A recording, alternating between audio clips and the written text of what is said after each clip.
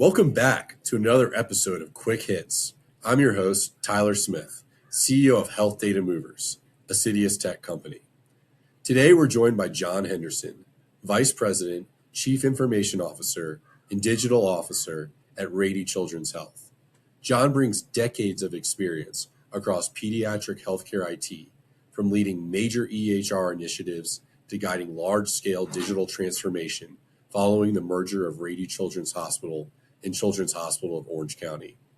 In this episode, we talk about navigating health system mergers, unifying data platforms, simplifying digital tools to better support patients and providers, the role of AI in healthcare's future, and how strong leadership, grit, and governance help organizations manage change while keeping care at the center. Let's jump in.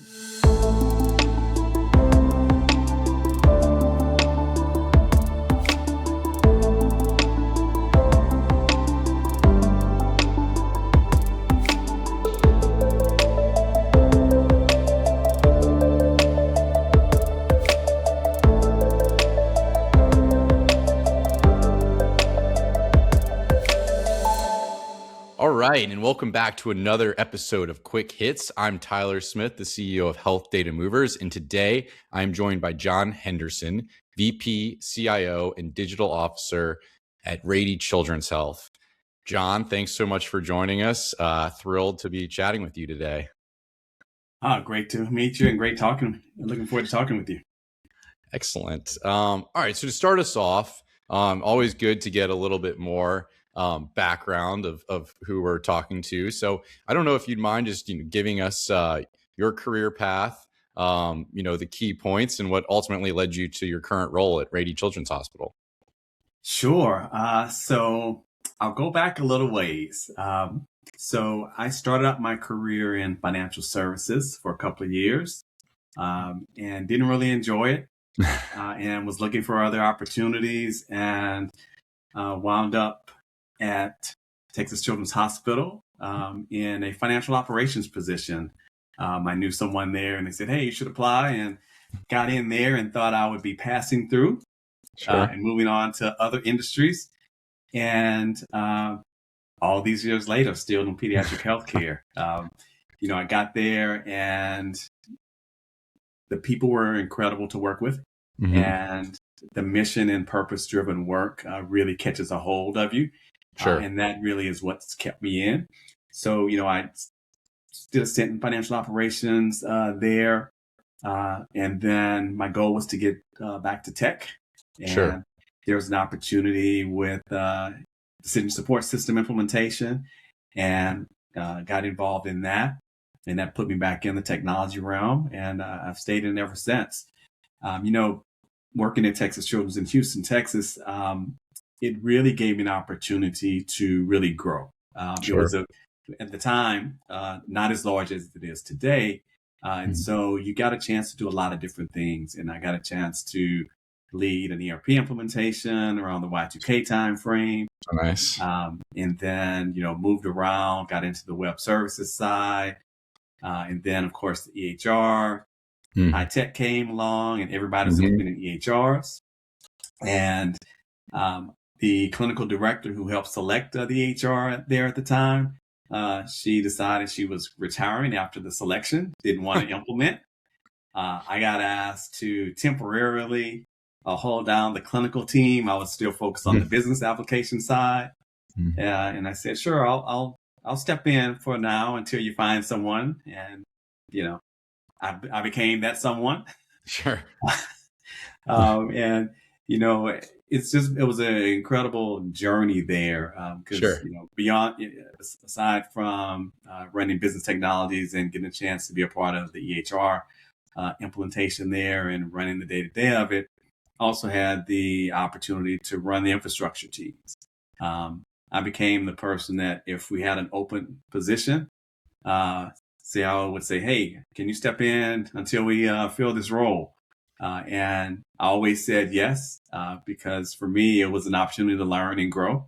Sure. And it gave me a greater appreciation for these other areas that I didn't grow up in and didn't have the domain expertise. And it gave me a chance to learn and just gave me a greater appreciation for for what the other teams did, because I didn't always have that appreciation. When I was Right. running the application side of the house, I was pretty tough on the infrastructure teams. Sure. Until you get a chance to actually have to run it day to day, and you realize, I may need to recalibrate my thinking. Yeah. These guys are really incredible, and they're doing a lot of complex things and stressful work. Sure. And so it just gave me a great opportunity to become, I'll say, more well-rounded. And by doing that, it really set me up for success with this role in moving to California to CHOC to become the CIO. Sure. And really allowed me to step into that role and really just hit the ground running. It wasn't a scenario that I wasn't afraid of the role. I've been working towards it. And I got into it, and it just felt natural. And I think all of those other opportunities to run all the different domains of the technology group really prepared me well for it. And then, things were running fine with CHOC, and the two CEOs from CHOC and Rady Children's San Diego decided, hey, we should merge. And so those conversations happened, and a year ago, we officially became Rady Children's Health. And been a year in the making of leading a merger and integrating these two incredible organizations. Yeah, and how has that experience, the merger of CHOC and Rady Children, shaped the way you think about system integration, data coming together, and supporting teams through such a change? I think from a data integration perspective, kind of the approach is unifying platforms. It's given us an incredible opportunity to rationalize applications and really get to what's the right platforms for us. We're on multiple EHRs. Okay. So that gives a chance to unify. Yep. But with that comes, how do we approach the data and the integration and bringing all this together in a meaningful way so that we put our clinicians and physicians in the best position to provide care? So the approach really for us and how I'm looking at it is simplification. Right. Let's get to one unifying platform. And then from there, it allows us to really take advantage of the wealth of data from both health systems. By combining those, creates a great opportunity for advanced research, but it also creates an opportunity for us to leverage a wealth of data to drive better care. And to really do some really, I'll say, interesting and innovative things with building predictive models and integrating those at the point of care. And so really looking at it from that lens. And then, you think about, there's also the aspect of culture in people. And how do you bring those together so you can make all of those things come to life?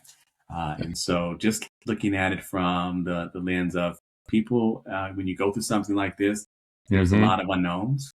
And the approach I've tried to take with it is, I'm going to tell you everything I can. Ask me any question you want to ask. If I know, I'll tell you. If I don't know, I'll tell you I don't know, and I'll go find out. And if I know, but I can't tell you yet, I'll tell you that. I'm not at liberty to tell you yet, but when I can, I'll be happy to share it with you. And so doing those sort of things, town halls, open-ended, no scripting, no, hey, I'm coming to give you this message. I like to, trying to treat it as, what do you want to know? What haven't I answered? What haven't you been communicated about that you want to know? And just let everyone fire away and take those and answer them as they come. So I have to, well, first of all, thank you for walking us through your career. I know we sort of just kicked right into this merger, but I do know from some other podcasts that I listened to that you're on, you were a teacher at one point. And so as you're talking about these town halls, I have to think you maybe developed some skills because I know that, kids will ask kind of anything that's on their mind. Curious to how you use, or if that's true, or if I'm just making an assumption. No, it's I did mention that, but I was what you would call a permanent substitute. In middle school before I went into financial services. And I said, anytime I talk about it, it is the hardest job I've ever had. It's harder than what I'm doing right now with this merger. And, because in middle school, kids are at that stage where their personalities are truly forming. Sure. They don't really have a filter. And they will ask you anything, and they will challenge Yeah. you on everything. Yep. And so that experience really helped me form kind of how I lead and how I engage with my teams. Sure. Um, it really gave me the perspective of I can't treat this classroom like everybody's the same. Sure. Personalities are different. These kids have different needs. They come from different social and economic backgrounds. Sure. And really taking the opportunity to understand those things and be able to talk to these kids and the students in a way in which they can hear me. Right. Because when you're a substitute, they know you're a substitute and they know you're going to be gone at some point. Yeah. So they're going to try you all the time. Sure. Fortunately for me, being a permanent substitute meant I spent a lot of time at the same school. So there's like 2 or 3 schools that I was always at. So they got a chance to know me. But even though with that, they still try to push you because they know you're not their permanent teacher. And so it really helps shape how I engage in part of my leadership style and approach. So yeah, being able to talk in front of anyone and have the questions come, it really set me up for that. Yeah, no, appreciate you taking us back down memory lane a little bit. And so then, shifting back to the future or to the present and in the future, as you all go through this merger, and you talked about, much better, I guess, depth and breadth of data now that the systems are together, and you kind of mentioned updating the models, but so maybe if we go a little bit deeper. So when you think about the digital tools and the innovation, now, that you all are combined, like what does better support actually look like in a pediatric health system like Rady Children's? So for me, it's really about simplification and eliminating, I'll say, unnecessary touch points with our tools. Sure. We have a lot of technology, particularly in the inpatient, in the hospital-based settings, tons of technology that our patients have to either connect to, interact with, and even so in the specialty ambulatory areas too, we have a lot of technology. And so for me, better support means simplification, building tools and enabling tools that allow you to get what you need. If you need information, how can we make that as easy as possible? Sure. If you need to schedule appointments, how can we simplify that and make that easier for you? If you need to get a refill, if you need to ask us questions, how can we make that simple and easy? For me, that's really the approach with the different digital tools. It's making things simple and easy, so you can get what you need when you need it. So yeah, taking that a step forward. So that means it sounds like some type of application rationalization, and which means, which tools do you decide? Simplification seems to be the driving, I guess, or the guiding principle. But yeah, how do you, when you're simplifying, like how do you balance intuition, your experience and data, to decide, which tools are going to make it and which tools aren't? Or is that too broad of a question where it really is case by case? Well, I don't think it's, well, I have this saying, everything's a situation. But, and I'll come back to that piece, but when it comes to deciding which technologies to leverage to get to that simplification, it really has to start with the data. What are we trying to accomplish? And what are the capabilities that we need in order to, whether it's improving the workflow, the process, what are those things that we need to accomplish, and what are the outcomes we're trying to achieve? Once we understand that, and that's in partnership with operations, then we can really determine which tools, which capabilities and technologies are going to help us meet those needs. So that's the data side of it. From an intuition perspective, I don't use that as much. But the experience, I've been doing this for a really long time. So really honing in on the capabilities and how the vendors support these technologies is become more critical. The total Gotcha. cost of ownership of these technologies are really important. Making sure there's not any hidden cost, Right. because there always are. And Sure. making sure you understand what those are so you don't get in a position where your costs are ballooning and you're trying to figure out, hey, how did that happen? This was supposed to be this cost. This was supposed to Sure. be our run rate for the year. Right. So really deep diving and leveraging data as much as possible. Sure. And just experience. I think the great thing about particularly the pediatric network with all of my peers, we share and we connect a lot. So you can leverage your peers to say, hey, I'm thinking about this. These are some of the vendors that we're looking at for this technology. Tell me what you think. Have you experienced with these vendors before? What's it been? So just leveraging your network is also incredibly important when making some of these decisions. Yeah, no. And so the strength of your network just shows up in your experience. And yeah, not to use a Texas analogy, but it's like, it's not your first rodeo. It sounds like when you're evaluating vendors, and it sounds like you've learned over time the demos and what they say need to be, I don't know if it's even trust, but validate, definitely need to be validated. Trust, but validate. That's right. Let's take a quick break.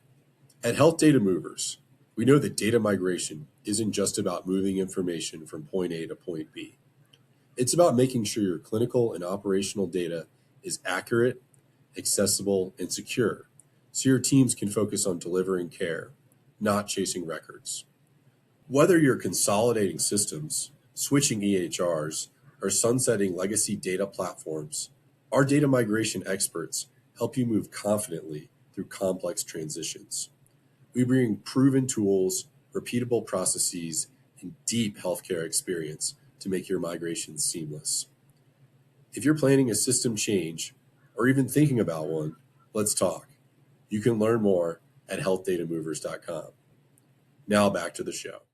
So yeah, as you've obviously taken on roles that require that present plenty of complexity, and you're dealing with stakeholders, you're dealing with vendors, and now you're maybe dealing with systems coming together. When there are tough moments, like what keeps you motivated? Like, where does grit show up for you as a leader?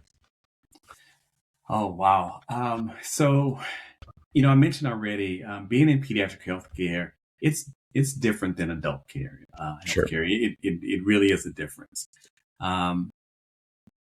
Every pediatric health system is mission and purpose driven, and so when you have that sort of mission, it's very easy to gain your motivation, even when things are difficult. All you have to do is walk through your hospital and see some of the kids that we're treating, very complex situations, complex conditions. And you know why you're there. Right. Not because of the tech. Tech is cool. I love tech, so I'm in it. Yeah. But the purpose is those kids. We're here for those kids. And that can really ground you. And when you're thinking you're having a tough day or you got this really complex thing in front of you, like this merger, it's not more complex than what our kids that we're treating have to deal with. And so it really grounds you in that way. So you have that as part of it. I think the other part is I'm one of 10 kids. I'm the youngest of 10 kids. Oh, wow. And when you grow up with 6 sisters and 3 brothers, there's a lot of toughness and resilience that you get instilled in you. Yeah. So, you rely on that. And then I think the other thing for me is everything's a problem that's waiting to be solved. And I love solving problems. Sure. And so, and I believe every problem can be solved. And so with that approach, complex things, complex scenarios that you have to face and deal with, those are fun for me. Sure. They create a challenge for you. But it keeps you motivated, keeps you fresh and hungry. Sure. Yeah. Well, speaking of fresh and hungry, mergers and acquisitions, like you're going through it right now. They're becoming more and more common across healthcare. Like from your perspective, like what are the biggest opportunities? and risk when it comes to M&A, especially if we're talking about data consolidation and continuity of care? Right. I think I'll probably say three big opportunities when it comes to a merger. Um, One is the ever elusive synergies Sure. that you Yep. want to bring, Yep. and driving out costs, so that you can lower your cost to deliver care, but Sure. still increase and continue to drive high quality outcomes. Mm-hmm. That's really important. I think the other component we started off the conversation with, how you think about data, Sure. and the benefits of having good data and a good data platform. Gives Mm-hmm. you the opportunity. If you don't have it, um, you need to take the opportunity to create that data platform, because everything is based on that. The HRs are the engine for the Mm-hmm. healthcare systems, but data is really our future.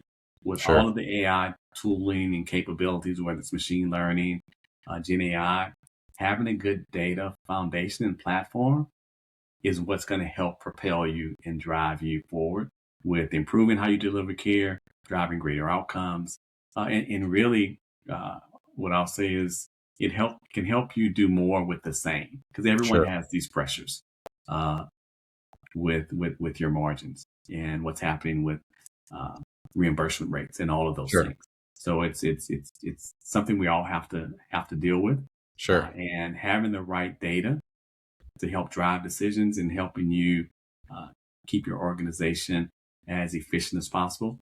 Those are the things that I think are important when it comes to the merger. And when it comes to risk, I think it's really change management is huge. Okay. The people side of mergers is super critical. And so you have to really be intentional about addressing it.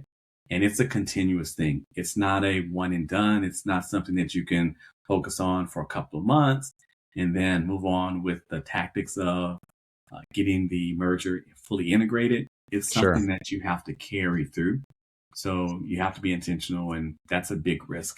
I think operational workflows and changes to the workflows, Mm-hmm. making sure you don't disrupt operations, Sure. because you're going to introduce a lot of technology in a merger. You're going to Yep. consolidate technologies, and when you consolidate technologies, lots of things can happen. You have to be Sure. very mindful and thoughtful of all of the downstream implications.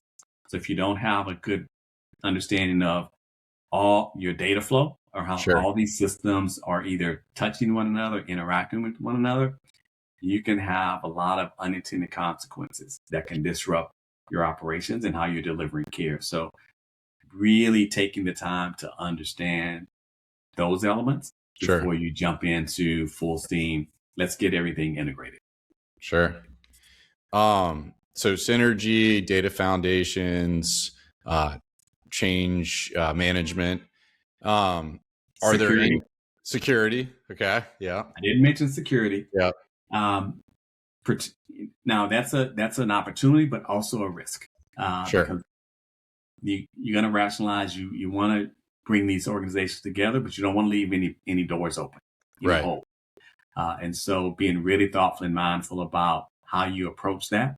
Yep. And as you consolidate those technologies, integrate the processes and the teams and the functions, making sure you're always looking for and auditing, did I leave anything open? Did we Gotcha. close all of the doors as we make these steps? Because when it comes to the cybersecurity piece, this is not a big bang transition. You're Right. doing things over time and in stages. And Sure. you want to make sure with each stage you close all the doors and don't leave anything open Right. that you weren't intended. And that's like a good segue to essentially talking about, well, I guess, maybe the next question would be like, how do you then balance like the accessibility of the data with the security concerns without adding, friction or too much, maybe necessary friction, but too much friction to day-to-day workflows. So, providers and patients are able to access the data they need. So I think the biggest part is governance. Gotcha. You have to have a good data governance program in place. So you have the personas of who should have access to what, and making sure that that's in place. So if you think about it it's fairly straightforward when it's the EHR, or if Right. it's, I'll say Workday for an ERP. You know Right. the roles, and these roles have these functions. Yep. And so you have access to those tools. But Yep. when it comes to the data platform, and how do you determine and make sure people have access to information that they need? That's where the data governance piece comes in, and that's where you build out an approach where you define, we'll call them data stewards, for lack of a better term, Data stewards. and they're the folks who really determine what's the right roles in the organization to have access to this type of data. Is Sure. this the data set that everyone can have access to? If so, then you have it tagged as that. Is this a data set that this is truly limited to individuals who are providing care to this population? Is this a data set that has super sensitive information that only a very restricted group of people can have access to? So you define those types of criteria, and those Sure. data stewards are the gatekeepers. And so as you provide access to insights and information, you have that process that people have to go through to request. And the provision of that access to that information is done through that data steward, through a set of criteria that they're bidding against.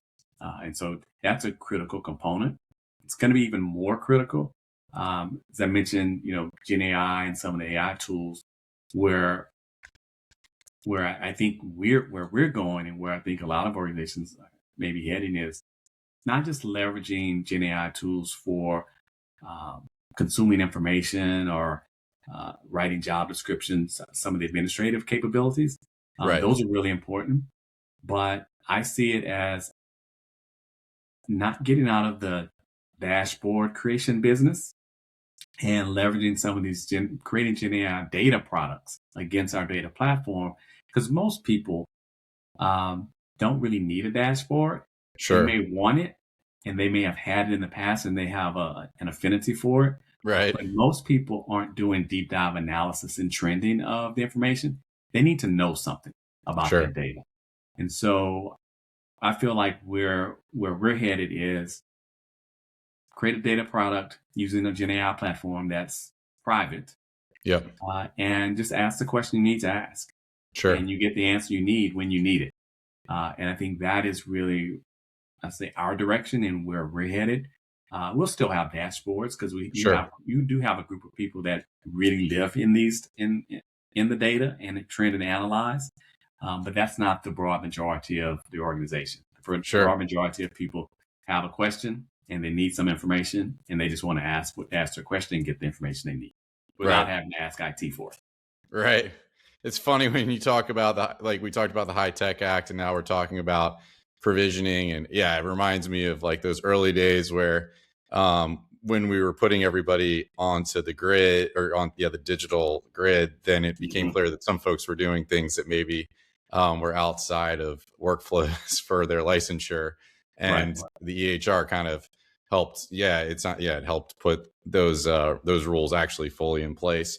And then now with data stewards, so as you talk about these data stewards and the governance, like who are like examples of like data stewards within an organization, just for my edification?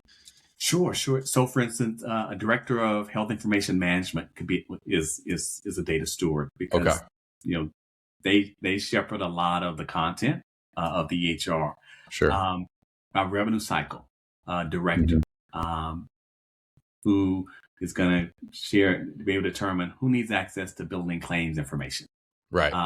Some of the physician groups. So, different physician groups, if you think about specialty physicians, they're running the day-to-day operations, and they have a lot of insights that they want to track and measure by practice at an aggregate level.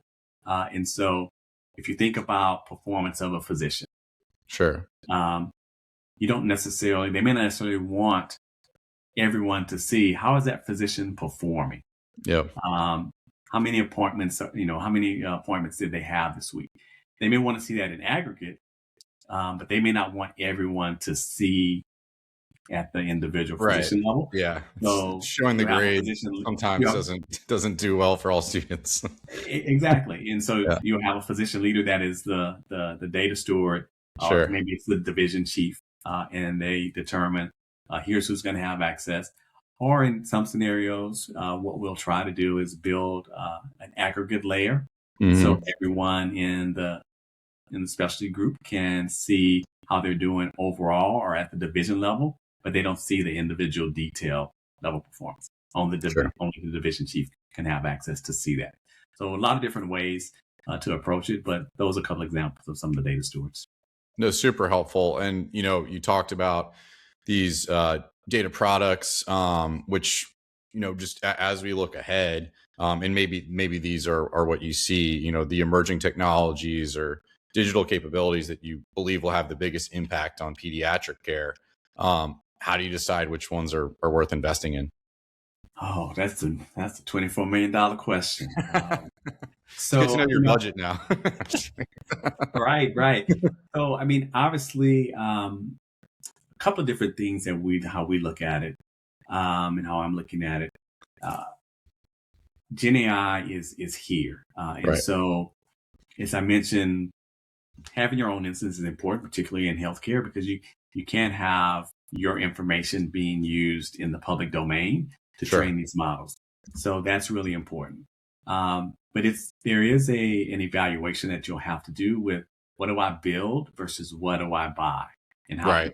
and for me, how I like to look at this is if I have to buy a capability, I want to understand before I buy, can I integrate that into my existing capability platforms? Right. Can it become an extension of what I'm building? And if the answer to that is yes, then that is an investment that is worthwhile pursuing and exploring. Gotcha. But it also has, the other side of it is the saying, if something seems too good to be true, it probably is really worth understanding. Sure. Because there are so many products and so many startups. Everybody is doing AI now, Right. and there's so many products. But the reality is, I think there's going to be a rationalization of the market. Hmm.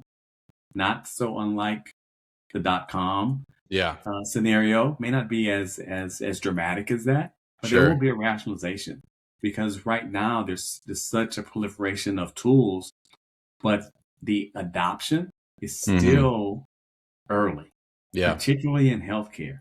And so you have to really understand these models and how they're doing the prediction, how they're doing what they're doing, Sure. because we're dealing with patients. Yeah. And if we want to enable it from a clinical perspective, we have to be really careful and really understand how it's doing what it's doing, so it doesn't create a problem with our care delivery models.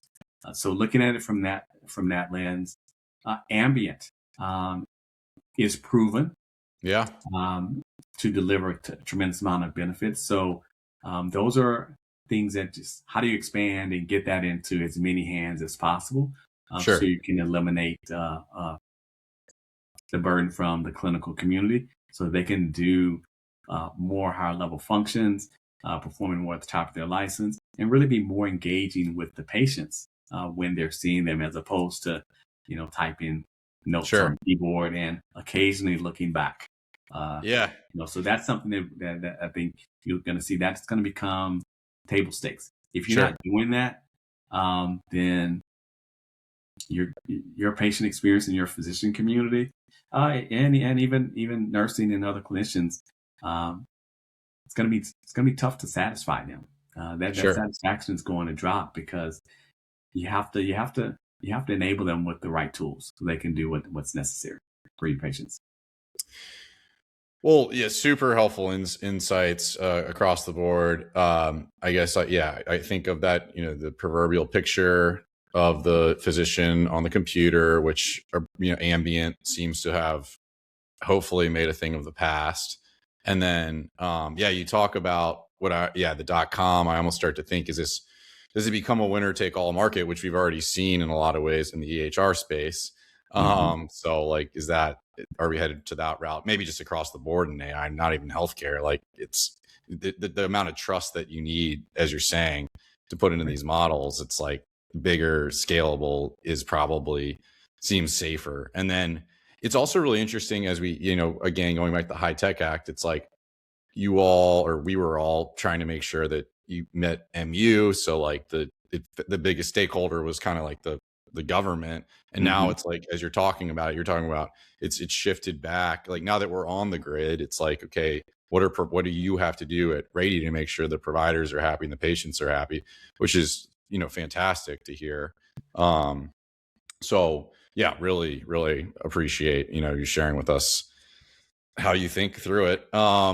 Because you are in a world of only so many pediatric hospital systems, like there's only so many consumers.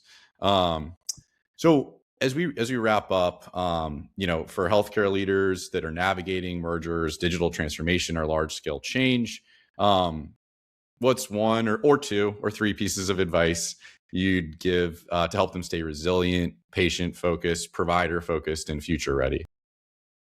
Great question. I think keeping the patient focus in mind at the center of what your decision making is. The experience you need to provide, if you keep that in mind, that will help you with the technology decisions you have to make. Sure. And then I think the other piece is don't get caught up in perfection with your decision making. It will prevent you from making good decisions. Right. And I'll say the third piece is tied to it. Building a good, flexible architecture that can withstand some of the technology shifts that's inevitably going to come is really important. Leveraging partners to help you, the people on your team, to really create that architecture for resiliency and flexibility is really important, because technology is going to shift and change. Right. And you can't plan for everything that's going to come, because none of us can truly see the future. Sure. But if you build a flexible enough architecture with the patient experience in mind, when those shifts come, you'll be able to pivot and either plug things into that architecture or extend that architecture to accommodate the shift and not have to start all over. I think those are probably the three things I'd say to keep in mind. Excellent. Well, John, thanks so much. Hugely appreciate you talking with us today, and your time, and also your leadership in this industry, and the perspective you bring. So obviously wish you the continued best of luck at Rady Children's. And again, thanks so much for being on Quick Hits. Thanks, Tyler. It's been great talking with you.